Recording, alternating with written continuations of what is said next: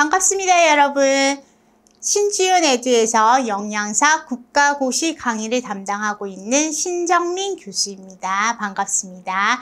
이번 시간은 생애주기 영양학 파트 오리엔테이션 진행하도록 하겠습니다. 한번 보시겠습니다. 자, 생애주기 영양학 같은 경우는 어디에 포함되는 과목이 되냐면, 영양사 국가고시 시험에서 1교시 첫 번째 파트인 영양학 및 생화학에 포함되는 과목이 되겠습니다. 알고 계시죠?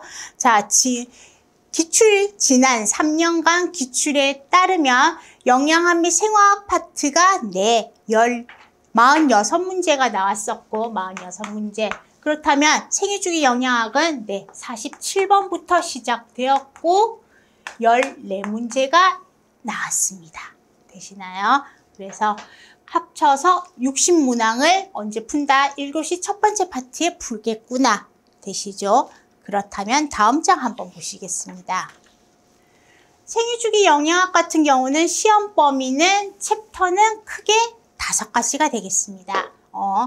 첫 번째, 임신기 수유기 영양. 두 번째, 영아기, 유아기 영양. 세 번째, 학령기, 청소년기 영양. 네 번째, 성인기, 노인기 영양. 다섯 번째, 운동과 영양 파트 해서 총 챕터는 5개다.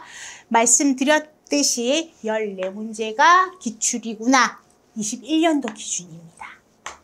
그런데 자, 보셔요. 21년도에는 어땠냐면 임신기 수유기 영양에서 6문제가 출제되었습니다.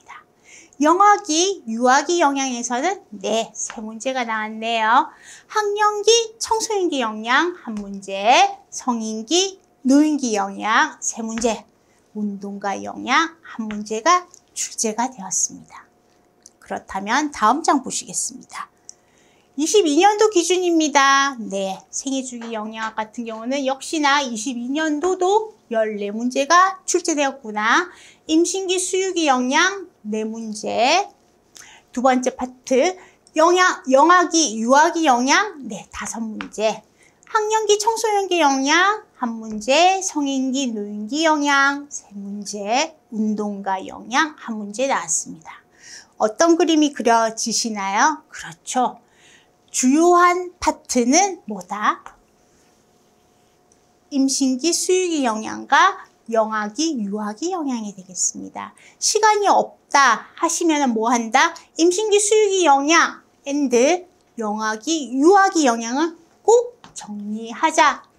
나머지 파트는 우리가 기본적인 내용만 알고 있어도 풀 수 있는 난이도가 높지 않은 문제들이 나오기 때문에 위주로 공부한다? 그렇죠. 임신기 수유기 영양, 영아기, 유아기 영양은 반드시 요약 정리해 두셔야 됩니다. 되시나요? 다음 한 장 보셔요. 자, 작년이었죠. 23년도 역시나 14문제가 나왔네요. 임신기 수유기 영양에서는 5문제가 무려 출제되었구나. 영아기, 유아기 영양 4문제 나왔습니다. 이 2가지 파트, 챕터 2가지만 해도 몇 문제인가요? 합하면? 그렇죠. 9문제구나. 14문제 중에 9문제면 어마어마한 비중이 되겠습니다. 그래서 앞에서 말씀드렸듯이 시간이 없다, 뭐 한다? 임신기 수유기 영양, 영아기, 유아기 영양만이라도 꼭 정리해두자. 나머지 챕터는 우리가 기본적인 내용만 알고 있는 식품영양학과 학생들이라면 풀 수 있는 문제들이다. 이렇게 말씀드릴 수가 있겠네요. 되시나요? 자, 마지막 한 장 더 보시겠습니다. 자, 그렇다면 제가 정리해 보았습니다. 그렇다면 2024년도 올해죠. 48회 영양사 국가고시에서 생애주기 영양학 학습 전략은 어떻게 되나요? 보셔요. 단순 암기는 지향입니다. 단순 암기 지향이다. 영양사 국가고시 출제 경향이 어떻게 흘러가나요? 그렇죠. 통합적인 사고를 요구하는 방향으로 흘러간다. 두 번째, 앞에서 강조했던 얘기입니다. 중점적으로 정리해야 하는 파트는 뭐다? 그렇죠. 챕터 1장인 임신기 수유기 영양과 챕터 2장인 영아기, 유아기 영양은 반드시 정리해 두셔야 됩니다. 여기서 비중이 높게 기출되고 있기 때문이죠. 마지막. 자, 세 번째. 파트별 핵심 내용 위주로 스스로 뭐 하자? 요약 노트를 만들자. 이렇게 말씀드릴 수가 있겠네요. 그래서 나만의 요약 노트를 만들어서 내 공부가 되게 내 것으로 만들자.